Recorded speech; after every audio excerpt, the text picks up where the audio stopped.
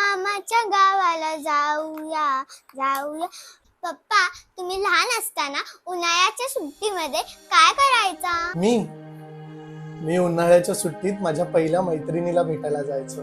पहिली मैत्रीण? हो, माझी पहिली मैत्रीण म्हणजे माझी आजी, आई म्हणायचे तिला. उन्हाळ्याची सुट्टी लागली की 3 महिने तिच्याकडे जाऊन राहायचं, हा नित्यक्रम असायचा आमचा.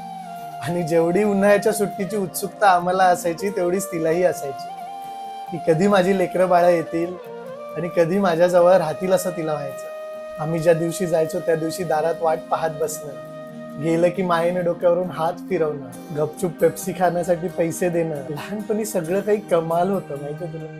नंतर काय झालं पप्पा? नंतर आम्ही मोठे झालो, कामाच्या व्यापात अडकलो. आम्ही मोठं होत असताना हे लक्षातच आलं नाही की आपली आई पण म्हातारी होत चालली. ती बोलायची, अरे ये, लाडाने म्हणायची, अरे मुर्द्यांनो या रे, मला भेटायला या. आम्ही म्हणायचो, आई पुढच्या महिन्यात. या महिन्यात थोडंसं प्रेशर आहे कामाचं, वेळ नाहीये, सुट्टी नाहीये. असंच करत राहिलं. एक दिवस फोन आला, राकेश आपली आई गेली. आम्हा सर्वांना आवडणारी आमची आई देवालाही आवडली.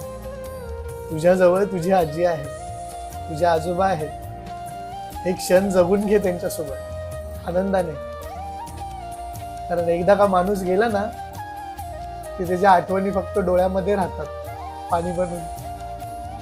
पप्पा, तुम्ही नका रडू, कारण की माझी आजी सांगते की देवाघरी गेलेला माणूस आपल्या सोबतच असतो.